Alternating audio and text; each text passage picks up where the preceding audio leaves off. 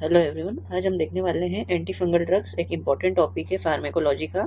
सबसे पहले इसकी डेफिनेशन, फिर क्लासिफिकेशन और मैकेनिज्म ऑफ एक्शन से समझेंगे एंटी फंगल ड्रग्स कैसे काम करती है। अब एंटी फंगल ड्रग्स की डेफिनेशन क्या है?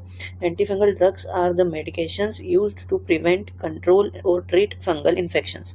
दे वर्क बाय किलिंग फंजाई और inhibiting their growth with minimal toxicity to human sales.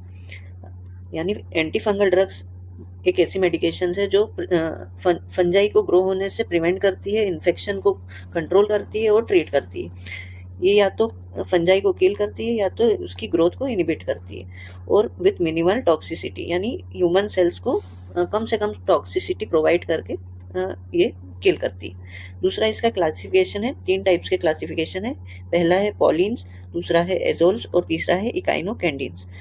Pollens क्या काम करते हैं? पॉलिन्स एर्गोस्टेरोल पे जाके बाइंड करते हैं, जो कि फंगल सेल मेम्ब्रेन में रहता है, जिसके कारण इसकी परमिएबिलिटी इंक्रीज हो जाती है और उसके कारण सेल डेथ होती है। तो पॉलिन्स के एग्जांपल्स क्या है? एम्फोटेरिसिन बी और निस्टेटिन, ये 2 इसके एग्जांपल्स है। एजोल्स क्या करते हैं? इनिबिट करते हैं लेनोस्टेरोल को, जो कि 14 अल्फा डी मिथाइलेस, इसकी हेल्प से ये एर्गोस्टेरोल की सिंथेसिस को कम कर देता है, जिसके कारण वही जो हमने ऊपर देखा कि इसकी परमिएबिलिटी इंक्रीज होगी और सेल डेथ होने लगेगी। तो इसके एग्जांपल्स है फ्लूकाकोनाजोल, कीटाकोनाजोल, इटेराकोनाजोल और वोरिकोनाजोल। ये एजोल्स के टाइप्स है। थर्ड है इकाइनोकैंडिन्स। ये इनिबिट करते हैं बीटा-1,3 डी ग्लूकेन सिंथेस। ये क्या करेंगे? ये सेल वॉल सिंथेसिस को इनिबिट करेंगे। इसके एग्जांपल्स है कैस्पो फंजीन, मीकाफंजीन और एनिड्यूलाफंजीन। ये इसके एग्जांपल्स हैं। अब हम देखते हैं इसकी mechanism of action. Mechanism of action में जैसा कि इस डायग्राम में बताया है कि एक तो सेल वॉल को इनिबिट करेगा, दूसरा है सेल मेम्ब्रेन को, और ये बाइंड होता है एर्गोस्टेरोल पे बाइंड होता है और जिसके कारण सेल डेथ होती है। तो पॉलिन्स वही बाइंड करेंगे एर्गोस्टेरोल को सेल मेम्ब्रेन के, जिसके कारण उसमें पोर्स क्रिएट होंगे और लीकेज ऑफ इंटरसेल्युलर कंटेंट्स, जिसके कारण सेल डेथ होगी। अब दूसरा है एजोल्स, जो इनिबिट करेंगे एर्गोस्टेरोल सिंथेसिस को by blocking lanosterol 1,4 alpha demethylase. तीसरा है इकाइनोकैंडिन्स, जो कि इनिबिट करेंगे बीटा-1,3 डी ग्लूकेन सिंथेसिस को by weakening the fungal cell wall synthesis. तो मेन इसका मैकेनिज्म ऑफ एक्शन क्या है? जो कि ये टारगेट करेगा फंगल सेल मेम्ब्रेन को, सेल वॉल को और एर्गोस्टेरोल को। तो ये हमने इसके मैकेनिज्म ऑफ एक्शंस देखे। अब देखेंगे इसके common fungal infections. Common fungal infections में आ गया कैंडिडियासिस, जिसमें ओरल, इसोफेजियल या वेजाइनल हो गया। दूसरा है डर्मेटोफाइटोसिस, जिसमें रिंगवर्म इन्फेक्शन हो गया, एथलीट्स फुट हो गया, जॉक ईच हो गया। अब जो भी कैंडिडियासिस के हैं तो उसका फंजाई कौन सा है? कैंडिडा एल्बिकेंस या अदर स्पीशीज भी हो सकती है। इसमें ट्राइकोफाइटोन है, माइक्रोस्पोरोन है, ये सब इसके फंजाई है जो कि कॉज करते हैं कैंडिडियासिस या डर्मेटोफाइटोसिस। तीसरा है एस्परजिलोसिस, जो कि मेनली लंग डिसऑर्डर से रिलेटेड है, पल्मोनरी या साइनोसाइटिस। इसमें है एस्परजिलस स्पीशीज। क्रिप्टोकॉक्सिस, जो कि मेनिंजाइटिस से रिलेटेड है और इसका फंजाई है क्रिप्टोकोकस नियोफॉर्मेंस।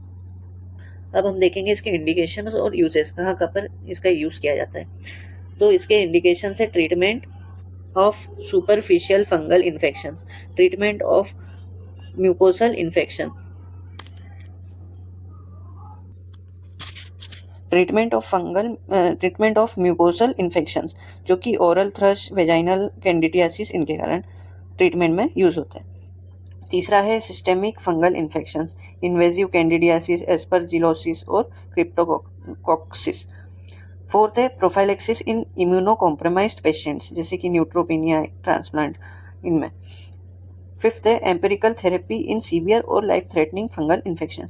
तो ये सारे इसके ट्रीटमेंट है जो कि एंटी फंगल ड्रग्स का यूज करके हम इन चीज़ों को ट्रीट कर सकते हैं।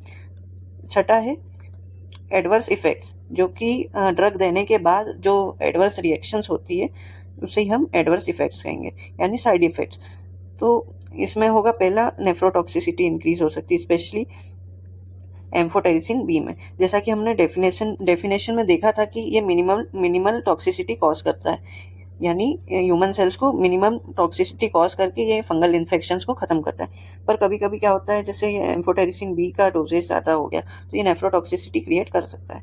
दूसरा है हिपेटोटॉक्सिसिटी, ये एजोल एंटीफंगल्स के कारण हो सकती है। जीआई अपसेट यानी gastrointestinal upset, nausea, vomiting, abdominal pain, ऐसे साइड इफेक्ट्स या एडवर्स इफेक्ट्स दिख सकते हैं। Infusion related reactions, skin rash, pruritus, electrolyte disturbances and visual disturbances, ये सब इसके एडवर्स इफेक्ट्स हैं। अब इसके कॉन्ट्राइंडिकेशंस देख लेते हैं। कॉन्ट्राइंडिकेशंस यानी जो ड्रग है उसको हम किस किस डिसीज में यूज़ नहीं कर सकते। तो ये हाइपर सेंसिटिविटी, जिन लोगों में हाइपर सेंसिटिविटी इस ड्रग के कारण हो उनमें नहीं यूज़ कर सकते हैं। सीवियर हिपेटिक इम्पेयरमेंट हो, प्रेगनेंसी में नहीं यूज़ कर सकते हैं, specially in first trimester. Renal impairment, और avoid use of oral azoles in long QT segment, यानी क्यूटी जो क्यूटी इलोंगेशन हो जाता है क्यूटी सेगमेंट का, उसमें नहीं कर सकते हैं। Always evaluate risk versus benefit before use, यानी इसकी रिस्क पहले समझे क्या क्या हो सकता है, उसके बाद ही उसके बेनिफिट्स क्या क्या हैं वो देखें। आठवां है ड्रग इंटरेक्शंस, यानी एजोल्स, कुछ कुछ एजोल्स होते हैं जो इनिबिट करते हैं CYP450 एंजाइम्स को, जो कि इंक्रीज करते हैं levels of warfarin, phenytoin, cyclosporine और मेनी अदर एंजाइम।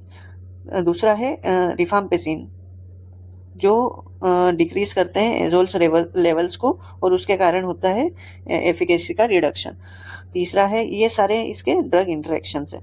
एजोल्स क्या करते हैं, या अभी जैसे हमने पढ़ा कि इसको अवॉइड करना है, यानी कभी ड्रग इंटरेक्शन हो गया तो ये कॉज कर सकते हैं क्यूटी सेगमेंट का प्रोलोंगेशन, जिसके कारण जो भी यूज होता है ड्रग इंटरेक्शंस में, जैसे एंटी एरिथमेटिक्स या मैक्रोलाइट्स, ये सब कॉज कर सकते हैं क्यूटी प्रोलोंगेशन।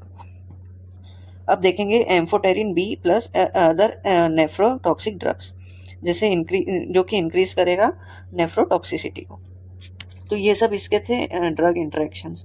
आखिरी है एग्जांपल्स ऑफ कॉमन ड्रग्स, कौन कौन से कॉमन ड्रग्स हैं जो एंटी फंगल इन्फेक्शंस में यूज़ कर सकते हैं। तो ये सब एंटी फंगल ड्रग्स है। पहला हमने देखा था पॉलिन्स, जिसमें एम्फोटेरिसिन बी और निस्टेटिन, ये पॉलिन्स के एग्जाम्पल है या क्लासिफिकेशन में। एजोल्स है फ्लूकाकोनाजोल, कीटोकोनाजोल, इटेराकोनाजोल, वोरिकोनाजोल और पोस्काकोनाजोल, ये इसके एजोल्स के एग्जाम्पल्स है। इकाइनोकैंडिन्स में आ गया कैस्पोफंजिन, माइकाफंजिन और एंड्यूलाफंजिन। अदर फंगल इन्फेक्शंस में जैसे देखेंगे टेर्मिनाफाइन, ग्रेसियोफ्लूविन और फ्लूसिटोसिन, तो ये सब इसके एग्जाम्पल्स थे।